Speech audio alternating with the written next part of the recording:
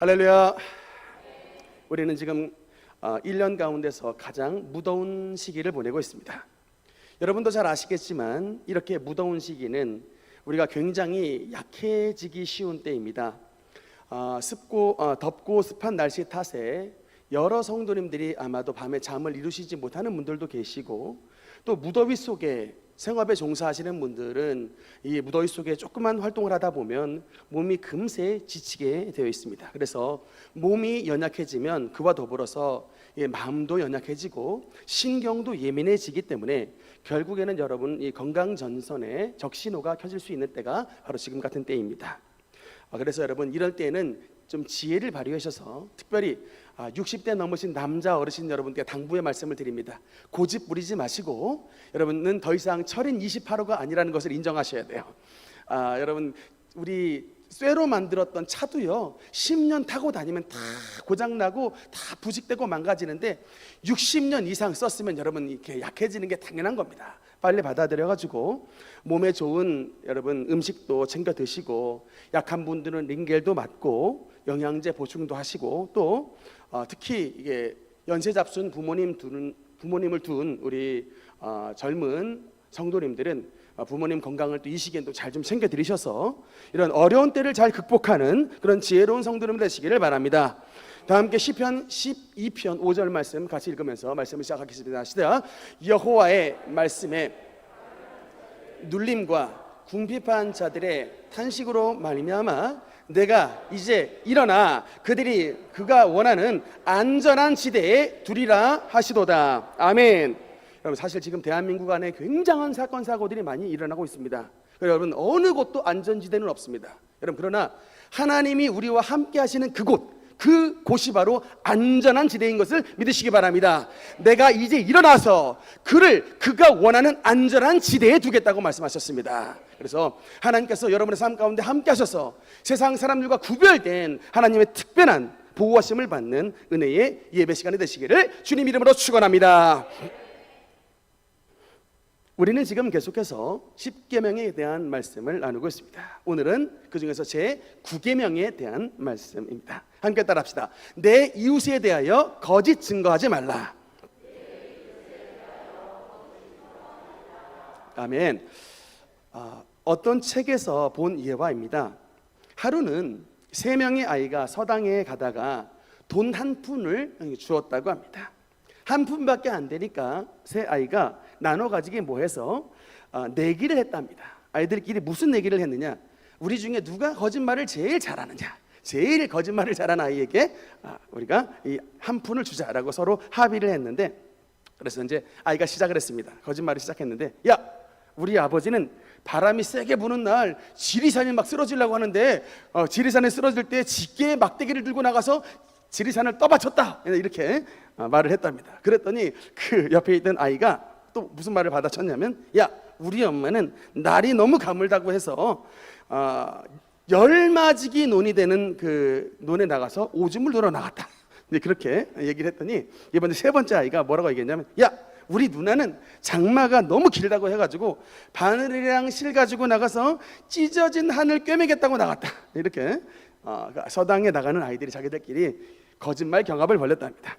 누구의 거짓말이 가장 센가 판단이 안 돼가지고 애들이 지들끼리 티격태격 하다가 결국에는 서당에 가가지고 훈장님께 판단을 요청했답니다. 우리 중 누구 거짓말이 가장 셉니까? 라고 물었는데, 이 말을 들었던 훈장님이 판단을 해주시기는커녕 어떻게 대답을 하셨냐면, 이 고얀 놈들 봐라, 거짓말 내기를 하다니 이런 못된 버릇이 어디 있냐 그러면서, 이 훈장은 평생 단 한 번도 거짓말을 한 적이 없느니라 이렇게 했더니, 이렇게 야단을 딱 쳤더니 이때 엎드려 있던 3명의 아이들이 동시에 고개를 팍 쳐들면서, 야, 훈장님이 이기셨다. 이 한 푼은 훈장님 거야. 그러면서 훈장님한테 한 푼을 줬다는. 세상에서 가장 센 거짓말은 태어나서 한 번도 거짓말 한 적이 없다라는 말이라고 합니다. 우리는 지금 사실 거짓말이 가득한 세상 속에 살고 있습니다. 거짓말 심리학의 대가라고 하는, 대가로 알려졌던 매사추세츠 그 대학의 로버트 펠트먼이라고 하는 교수님의 말에 의하면, 인간은 평균 10분에 3번 꼴로 거짓말을 한답니다. 그래서 이게 도대체 어떻게 이렇게 자주 할 수가 있는가 했는데, 그분의 표현에 의하면 우리 인간은 모두 다 양치기 소년의 후예라는 그런 단어를 썼어요. 거짓말의 종류에 대해서 거짓말에다가 이제 색깔을 입혀가지고 컬러로 거짓말을 분류하기도 합니다. 제일 유명한 컬러의 거짓말은 아마도 화이트 라이로 알려진 하얀 거짓말일 텐데, 이 단어를 제일 먼저 썼던 사람이 누구냐면 그 유명한 윌리엄 셰익스피어랍니다. 그가 썼던 편지에 화이트 라이라는 단어를 썼는데, 그게 이제 워낙 유명하신 분이 써가지고 영어 사전에 등재가 됐습니다. 그래서 해롭지 않은 사소한 거짓말을 화이트 라이라고 하는데, 가령 이런 겁니다. 등산하다가 이제 막 내려오는 사람한테 등산 올라가는 사람이 막 물어봐요. 이게 꼭대기까지 얼마나 남았어요? 라고 물어보면 항상 대답은 뭐냐면 조금만 올라가면 됩니다, 이거예요.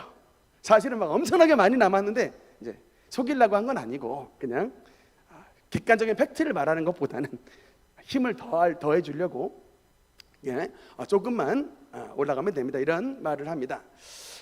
그 반대로 이제 대척점에서 있는 제일 심각한 거짓말은 이제 블랙 라이라고 하는 이제 까만 거짓말인데, 주로 이제 뭐 범죄자나 또는 뭐 사기꾼들, 그리고 특히 요 사이에 횡행하는 이제 전화기로 하는 보이스피싱범들의 이런 거짓말은 블랙 라이라고 일컬어집니다.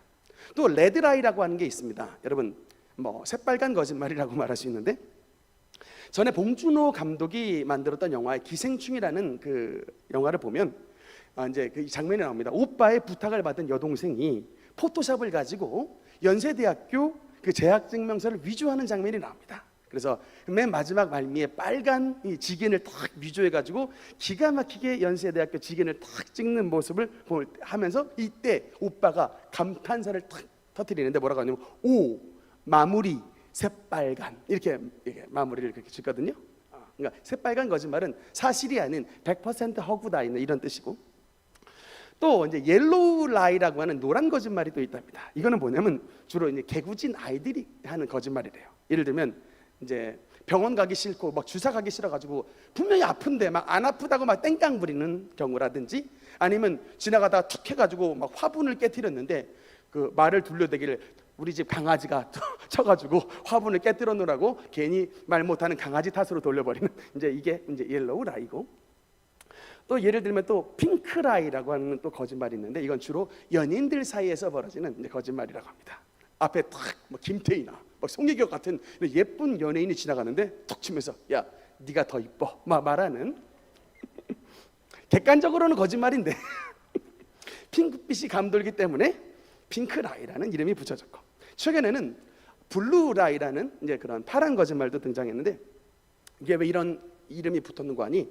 미국에 이제 제복을 입은 경찰 제복의 색깔이 블루래요. 근데 특히 이제 경찰관들 사이에서 많이 이제 벌어지는 거짓말인데, 이게 집단적 거짓말입니다. 왜냐하면 이게 말 한마디 잘못하면은 우리 동료나 우리 전체 경찰 조직이 굉장히 혼란과 어려움에 빠질 수가 있거든요.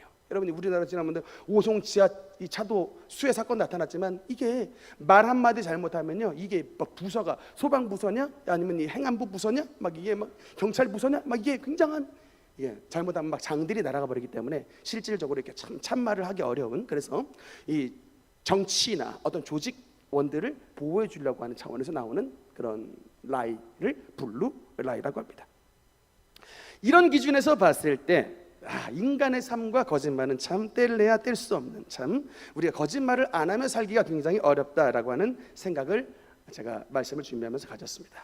그런데 여러분, 오늘 하나님께서는 구계명에 우리에게 뭐라고 말씀을 하시느냐? 다시 한번 보겠습니다. 내 이웃에 대하여 거짓 증거하지 말라라고 말씀합니다. 여러분, 그래서 하나님은 우리에게 이 계명을 주셨을 때, 여기 구계명이 여러분 제3계명과 구계명은 한 가지의 공통점이 있습니다. 3계명이 뭐냐면 내 하나님 여호와의 이름을 망령되이 일컫지 말라가 3계명이고, 9계명은 내 이웃에 대하여 거짓 증거하지 말라라고 하는 건데, 이 3계명과 9계명의 공통점은 뭐냐면 둘 다 언어에 대한 말씀입니다. 그러니까 하나님을 경외하는 것도 우리의 입술과 언어를 통하여 경외하고, 우리가 이웃을 사랑하고 이웃을 보호하는 것도 우리의 입술을 통하여 보호한다는 것입니다. 여러분, 그래서 10계명 안에는 십자가가 들어있어요. 10계명 안에는 십자가가 들어있는데, 먼저는 여러분 1에서 4계명은 하나님과 사람의 관계입니다. 이게 수직 기둥이죠. 하나님과 인간 사이의 수직 기둥이 잘 이루어지고, 그러나 이것으로서 십자가가 완성되지 않고 인간과 인간 사이의 수평이 딱 균형적으로 맞았을 때 그 십계명 안에서 예수 그리스도의 십자가가 들어있는 것입니다. 즉 참된 십자가의 신앙은 무엇이냐? 하나님과 인간 사이만 잘 지킨다고 해서 십자가 신앙이 아니라 하나님을 믿는 성도들 간에도 수평적으로 하나님의 말씀을 잘 지키는 삶, 이것이 이루어졌을 때 온전한 십자가의 신앙이 이루어지는데, 그 온전한 십자가 중에 하나가 뭐냐면 우리의 올바른 언어 습관이라는 거예요. 성도들 간에 절대로 거짓된 말로써 성도를 상처주고 성도를 분열시키고 성도를 참수하고 성도를 이간질하는 삶을 살아서는 안 된다라고 말씀을 합니다. 하나님은 우리에게 말씀하시는 게 성도를 분열하는 자들을 내가 미워하신다라고 얘기했어요. 그래서 이런 거짓말을 통해서 성도를 분열케 하는 자들은 하나님의 사랑을 받지 못한다는 것입니다.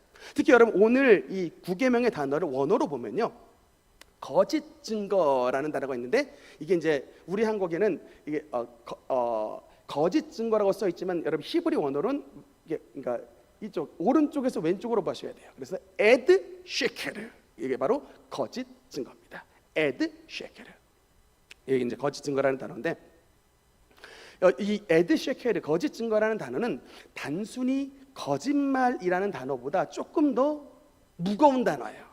이거는 뭐냐면 법적 용어입니다. 거짓 증거하지 말라라는 말은 다른 말로 거짓 증인이 되지 말라, 위증하지 말라, 거짓의 증인되지 말라라는 말입니다. 조금 더 원어적으로 표현하면 너는 거짓의 증인이 되지 말라라는 의미입니다. 여러분, 그래서 하나님께서 이 십계명을 주셨을 때는 지금으로부터 3,500년 전의 이야기입니다. 여러분, 그래서 과학 수사가 없던 때입니다. 여러분 혹시 그 살인의 추억이라고 하는 영화를 보셨는지 모르겠는데, 그게 1980년도 후반에 우리나라 화성 지역에서 벌어졌던 연쇄 살인 사건을 다룬 영화입니다. 진범이 누구였어요? 이름 아시죠? 이춘재. 그 진범이 이춘재인데, 그 진범을 제대로 검거하지 못해가지고 그 시기에 화성 지역에 살았던 엄한 어떤 좀 수상한 사람들 전부 닥달해가지고, 참 여러분 그 시대에 화성 지역에 있는 사람들 엄하게 많이 고문당하고 엄하게 많이 죽었습니다. 여러분 그 1980년도 후반에도 과학 수사가 되지 않아가지고 진범 이춘재를 놔두고 엉뚱한 사람이 죽고 고문을 당했는데, 여러분 3,500년 전에 여러분 그 사람이 죽었는데, 죽은 사람이 있는데 그 죽은 사람을 죽인 진범이 누구나를 어떻게 찾아냅니까? 그래서 하나님께서 그 진범을 찾아내는 방법으로서 어쩔 수 없이 이 시기에는 목격자를 의지한 거예요. 목격자. 근데 여러분 이 목격자, 증인을 의지하는데 반드시 한 명의 증인으로만이 아니라 두세 명의 증언을 토대로 확정을 짓게 하셨다. 신명기 19장 15절 말씀 같이 읽겠습니다. 시작. 사람의 모든 악에 관하여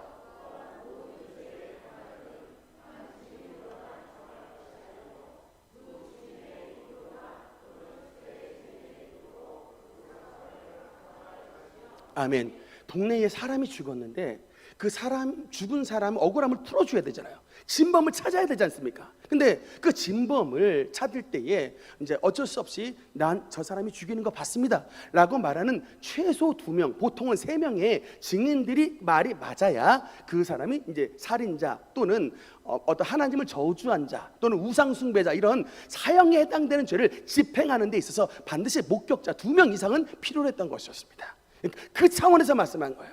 거짓 안 했는데 거짓 증거하지 말라. 그래서 성경은 어떻게 말하고 있냐면, 만약에 여러분 근데 살다가 보면은 내가 진짜 저 사람이 싫어가지고 거짓말로 거짓 증언하는 일이 있겠습니까? 없겠습니까? 있는 거예요. 근데 하나님께서 율법에는 뭐라고 기록이 돼 있냐면, 만약에 거짓 증언하면 네가 거짓 증언했던 저 사람이 뒤집어 쓸 만한 죄를 이 거짓 증인했던 사람에게 그대로 집행하라는 거예요. 만약에 사람을 죽이려고 이 사람이 거짓 증언했으면 이 사람을 죽이라는 거예요. 만약에 도둑질 때문에 이 사람을 피해를 입히겠으면 이 사람의 도둑질에 해당되는 죄를 그대로 입히라는 거예요. 본가를 적용하라는 것이었습니다. 그래서 율법은 그렇게 이제 규정을 해놨는데, 그런데 문제는 이 증인의 법을 악용했던 사람이 있었습니다. 여러분 성경에 나오는 악용했던 사람이 누구냐? 그 바알 숭배로 유명했던 그 유명한 악한 왕 아합이라고 하는 왕이었습니다. 그 성경에 보면 그 아합 왕 시대에 나봇이라고 하는 사람이 등장을 하는데 아마도 포도원 농사를 굉장히 크게 지었던 사람 같습니다. 저도 예전에 포도원을 한번 가봤던 적이 있는데 포도 농사가 잘 지니까 참 탐스럽고 이쁘다는 생각이 들었는데 아마도 이 나봇이 포도원 농사를 졌을 때 아합 왕보다 더욱더 왕실 포도원보다 더욱더 농사를 잘 졌나 봐요. 왕이 지나가다가 저 포도원이 너무나 마음에 들어가지고 제안을 했습니다. 야 나봇, 나랑 우리 왕실 포도원하고 너희 포도원하고 맞바꾸자 라고, 아니면 맞바꾸기 싫으면 내가 돈을 쳐가지고 너에게 포도원을 돈값을 지불해 주겠다라고 했는데 나봇이 거절을 합니다. 그래서 나봇이 거절을 하고 그냥 그랬더니 이제 아합 왕의 반응이 여러분 열왕기상 21장 4절에 말씀 한번 읽겠습니다. 시작. 이스라엘 사람 나봇이 아합에게 대답하여 이르기를 내 조상의 유산을 왕께 줄 수 없다 하므로 아합이 근심하고 답답하여 왕궁으로 돌아와 침상에 누워 얼굴을 돌리고 식사를 아니하니. 포도원 못 가졌다고 왕이 집에는 돌아가가지고 답답하고 근심하여 왕궁에 와서 침대에 누워가지고 그냥 어린아이 땡땅 부리듯이 밥도 안 먹고 지금 굶고 있었습니다. 이 모습을 누가 봤느냐? 그의 부인이었던 아합보다 더 악한 여인, 그 유명한 이세벨이라고 하는 여인이 딱 나타나가지고 이 뭐라고 말을 하냐면 아이고 이래가지고 당신이 이스라엘의 왕이라고 말합니까? 똑똑한 부인 이세벨을 뒀으니 나에게 맡기세요 라고 하면서 바로 이제 어떻게 행하냐면 불량자 2명 사람을 고용을 해가지고 이제 이 불량자 2명이 모든 장로들과 모든 이제 관원들이 보는 앞에서 나봇에 대해서 거짓 증언하는 거예요. 뭐라고 거짓 증언하냐? 저 악한 나봇이 여호와 하나님과 왕을 저주하는 소리를 우리가 분명히 똑똑히 들었습니다 라고 하면서 이게 거짓 증언을 했습니다. 근데 한 사람이 아니라 두세 사람이 두 사람이 그 말을 증언을 했던 거예요. 그리고 그 증언에 따라서 어떻게 됐냐면 온 백성이 왕을 저주하고 하나님을 저주했다는 그 거짓 증언을 그대로 믿어가지고 나봇을 돌로 쳐 죽였습니다.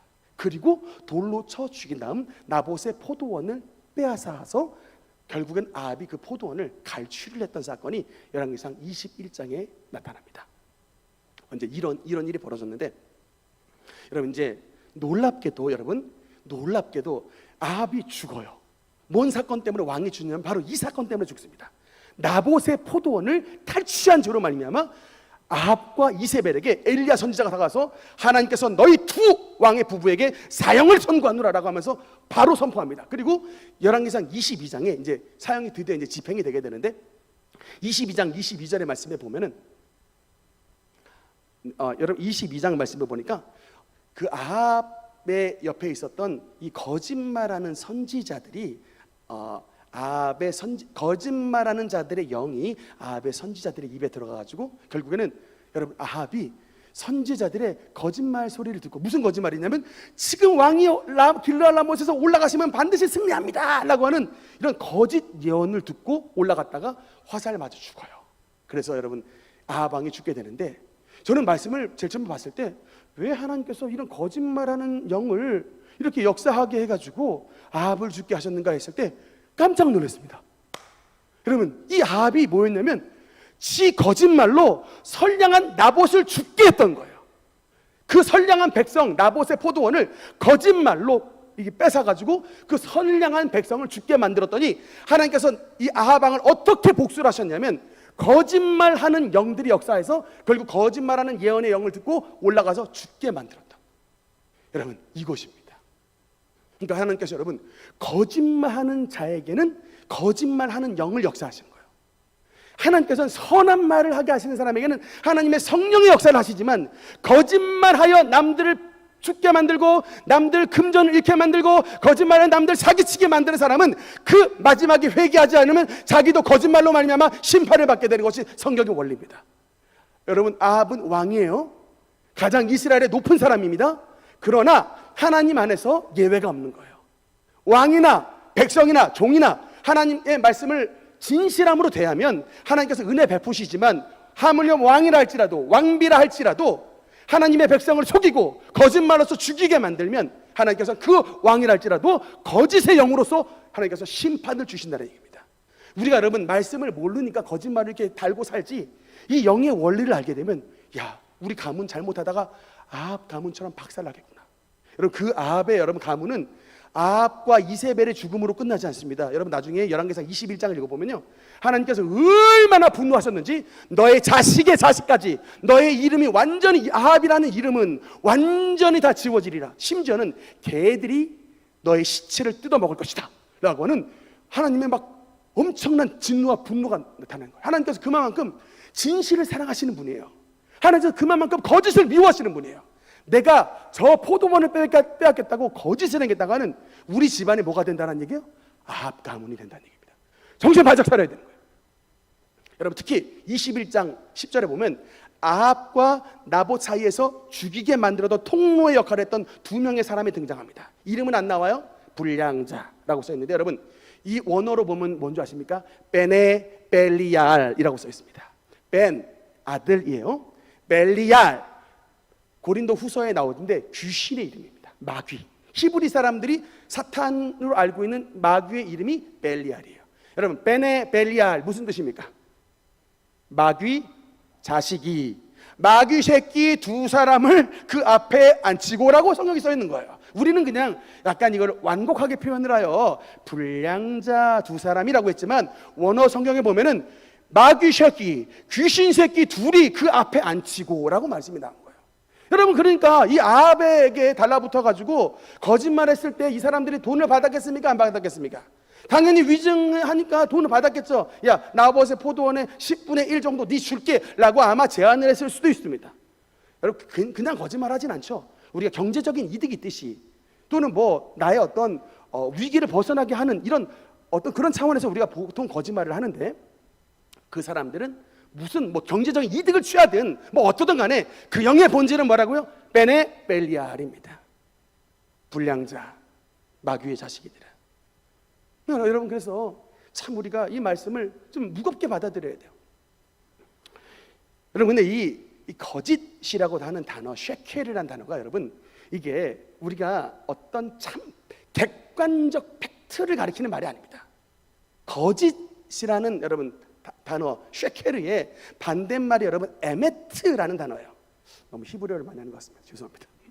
에메트 진리라는 단어인데 여러분 진리라는 단어 에메트는 같은 말로 충성이라는 단어도 있어요.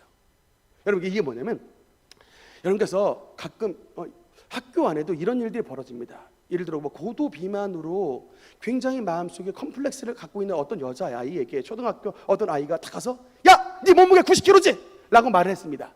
그거 객관적으로 팩트예요, 아니에요? 사실이죠. 팩트입니다. 근데 여러분 하나님께서 말하는 거짓은 어떤 객관성의 거짓이 아니라 동기의 참과 거짓을 말합니다. 동기를 가리키는 거예요. 그렇게 야, 네 90kg지? 말하고 했을 때에 그 아이의 마음속에 있는 동기는 뭐예요? 저 친구를 부끄럽게 하고 싶어 하는 것이죠. 하나님의 충성과 반대되는 거예요. 거짓입니다. 그것이 객관적으로는 팩트일지라도 하나님이 원하시는 에메트가 아니라는 거예요. 충성이 아니라는 거예요. 진리가 아니라는 거예요. 여러분 그래서 여러분 그 다윗이 그 아히멜렉 제사장 집에 탁 숨었을 때, 제사장 성막에 숨었을 때 에돔인 도액이라고 하는 자가 사울 왕에게 가서 객관적으로 보고합니다. 사울 왕이시여, 다윗이 아히멜렉 제사장의 성소에 숨어 들었습니다 라고 객관적으로 보고를 했는데, 이 객관적 보고를 들었던 다윗이 시편 52편에서 너 거짓된 혀여 라고 말합니다. 여러분 사실은 실제로 다윗은 성소에 숨었어요. 팩트예요. 근데 여러분 너 거짓된 혀라고 말했을 때 왜 거짓일까요? 그 에돔인 도액의 입술에 하나님의 백성을 해하려고 하는 동기가 들어있었던 거예요. 에메트의 반대, 이 쉐케르, 이 거짓, 이 동기의 거짓인 거예요. 여러분 근데 반대로 하나님이 기생 라합은요, 정탐꾼이 들어왔을 때 그 잡으러 왔던 추격병들에게 거짓말합니다. 정탐꾼을 사실은 자기 집에 딱 숨기고 그 위에 3대를 올려놓고 거짓말을 해요. 지금 이스라엘 정탐꾼이 저 편으로 건너갔으니 빨리 쫓아가라. 그러면 잡을 수 있다라고 해가지고 거짓말을 합니다. 그래가지고 그 여리고 추격병들이 그리로 막 달려갔을 때, 여러분, 라합은 객관적으로 거짓말한 거예요, 안 해요? 사실상은 거짓말한 건데 성경에서는 단 한 번도 라합의 거짓말을 탓하지는 않습니다. 도리어 아브라함과 막 이 믿음의 막 동격으로 막 히브리서에 막 올려놔 버려요. 여러분, 그게 왜 그러느냐? 하나님은 이 라합의 에메트의 진실, 그 마음속의 충성됨을 알았던 거예요. 이건 단순하게 여러분 그냥 객관성이 중요한 게 아니라니까요. 내가 지금 이 밑에 지금 정탐꾼들이 숨었습니다 라고 객관적인 팩트를 말해버리는 순간 이 이스라엘 백성 정탐꾼들은 어떻게 돼요? 그들의 생명은 그대로 끝나버리는 거예요. 그리고 특히 여러분, 여기서는 우리가 오해하지 말아야 될 것이, 하나님의 성경에서는 내 이웃에 대하여 라고 말씀했습니다. 너의 적에 대하여 거짓말하지 말지니라가 아니라 너의 이웃에, 이게 이웃이 같은 단어로 친구라는 그런 뜻으로 번역도 돼요. 너의 친구에 대하여, 너의 가까운 친지에 대하여, 이웃에 대하여 거짓말하지 말라. 라합의 집에 숨어들었던 정탐꾼을 잡으러 왔던 사람은 친구가 아닙니다. 원수지. 여러분, 인천 상륙작전에 메가더 장군이 인천항을 툭 뚫고 들어올 때에 김일성에게 전보해가지고 우리 지금 연합군들 인천항으로 지금 다 상륙하게 준비하고 있습니다 라고 참을 말해야 돼요? 그러면 어떻게 됩니까? 메가더 장군이시여 왜 성동격설하고 있습니까? 자꾸 막 거짓 정보를 막 흘렸거든요. 막 포항으로 들어가는 그 아래쪽으로 들어가는 계속해서 막 이 군사의 거짓 정보를 막 흘립니다. 이게 그래서 흐트러지게 하려고. 그게 왜 그래요? 대한민국에 있는 백성들을 보호하려고 하는 것입니다. 이웃에게 팩트를 전달하는 거 당연히 맞지만 원수에게는 하는 것이 아니에요. 그것을 전달해 주는 순간 이 대한민국 안에 있는 백성들은 회를 당하기 때문입니다. 여러분, 그래서 하나님께서는 이렇게 진실을 사랑하시는 것입니다. 특히 진실의 동기를 사랑하시는 것입니다. 이것이 참이냐 거짓이냐의 객관적이라는 것보다 여러분이 지금 거짓말하고 있는 이 동기가 뭐냐는 거예요. 나의 이득을 위해, 나의 어떤 경제적 형편을 위해, 나의 궁색한 환경을 벗어나기 위한 것으로, 이런 동기를 하나님께서 보신다는 것입니다. 여러분, 그러면 우리는 어떻게 이런 거짓된 내 이웃에 대하여 거짓말하지 말라라고 하는 이런 말씀에 대해서 승리하는 삶을 살아갈 수가 있냐? 첫째로, 일단 여러분, 거짓말의 습관을 멀리 하셔야 됩니다. 어떤 분이 어느 날 무디 목사님을 찾아가가지고 이렇게 말을 했답니다. 아마 거짓말 습관이 있었던 여인분 같아요. 목사님, 저는 아무리 거짓말을 안 하려고 해도 저절로 거짓말이 제 입에서 튀어나와 버립니다. 여자분들 그런 분들 좀 계시는가요? 제가 거짓말 안 하려고 입을 몇 번이고도 틀어 막았는데 이 별도리가 없이 자꾸 거짓말이 나옵니다. 목사님, 이러면 어떻게 하면 좋을까요? 라고 물어봤을 때 이 무디 목사님께서 뭐라고 얘기를 하셨냐면 여인이시여 그렇습니까? 라고 하면서 그렇다면 제가 한 가지의 방도를 알려드리겠습니다 하면서 뭐라고 말씀하셨냐면, 이미 하신 거짓말은 이미 튀어나온 것이니 어쩔 수 없지만 앞으로 우리 부인 입에서 거짓말이 튀어나오거들랑 그 말머리 끝에 이렇게 말씀하십시오. 저의 이 말은 거짓말이었습니다 라고 이 말을 끝에 다십시오. 마무리 이렇게 마지막을 다십시오. 내 이 말이 거짓말이었다고 자신의 거짓말을 인정하시라는 거예요. 이렇게 자기의 거짓말을 인정하게 된다면 더 이상 부인의 입에 거짓말이 더 길게 나오지 않을 것입니다. 그러고 보면 이 거짓말은 이 숨김하고 같이 움직이는 것 같아요. 계속해서. 그래서 되도록이면 정말 우리가 이런 거짓된 습관에 멀리 떨어지기 위해서 어떻게든 말도 좀 줄이고, 남을 흉보는 습관도 좀 줄이고, 선한 말, 하나님께서 기뻐하시는 말로 우리 언어를 좀 전화해내야 합니다. 그러면서 여러분, 두 번째로는 우리가 어떻게 또 구계명에 대해서 승리를 할 수 있냐면, 여러분의 언어 습관을 이제는 희망과 진리의 습관으로 여러분 좀 바꿔주시기 바랍니다. 제가 준비한 영상이 있습니다. 영상 한번 보겠는데, 예전에 펜싱 경기했던 박상영 선수의 영상입니다. 잠깐 한번 보겠습니다.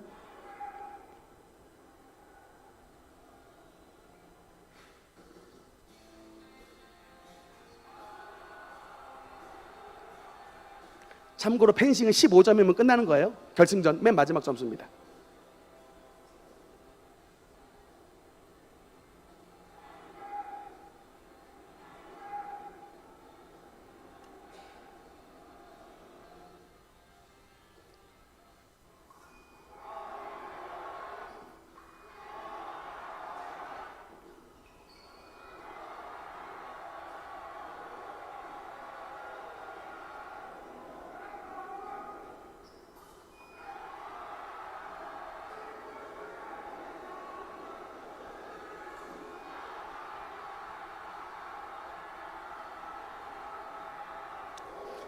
(13 대 9에서) (14 대 15로) 역전해버린 겁니다.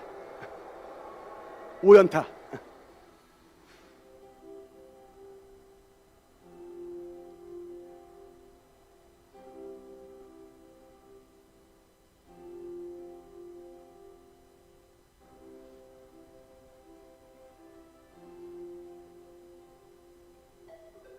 네, 여기까지. 여러분, 말 한마디의 힘이 이처럼 엄청나요. 13 대 9 거의 끝났습니다. 그냥 진 거예요. 15점까지면 그냥 금메달이 남에게 넘어가는 것이었는데 갑자기 관중석에서 박상영 할 수 있다 외쳐준 거예요. 그런데 그 말이 진짜 마음속에 그냥 에너지가 된단 말이에요. 계속 그래, 할 수 있다, 할 수 있다. 그 정말 이 할 수 있다 되뇌이면서 결국은 이 긍정의 언어의 힘을 가지고 나가서 결국에는 대역전극, 15 대 14로 대역전극해서 금메달을 따고 우리 대한민국의 위상을 알려낸. 제가 여러분께 말씀을 드리고 싶은 게 말 한마디의 위력이 이토록 대단합니다. 여러분, 하나님께서 세상을 창조하셨을 때 세상을 말씀으로 창조하셨어요. 빛이 있으라 라고 하셨을 때 여러분, 세상에 빛이 생겨났습니다. 여러분, 그래서 분명히 알아둘 것은 언어는 창조력이 있습니다. 여러분이 나쁜 언어를 쓰면 여러분의 가정 가운데 나쁜 창조의 역할이 나타나요. 그러나 여러분이 이 어떤 나쁜 환경 가운데서도 어떤 정말 절망적인 환경 가운데서도 하나님의 창조의 능력으로 힘과 기운을 쫙 불어넣는, 그런 할 수 있다, 하면 된다, 해보자, 예수님을 믿는 자에게 능치 못함이 없다라고 하는 정말 여러분 창조의 말을 여러분의 가정에 불어넣으면요, 여러분의 가정에 놀라운 힘이 솟아나고 하나님의 창조의 능력으로 우리 가정이 새롭게 변화되는 은혜를 누리게 된다는 사실을 믿으시기 바랍니다.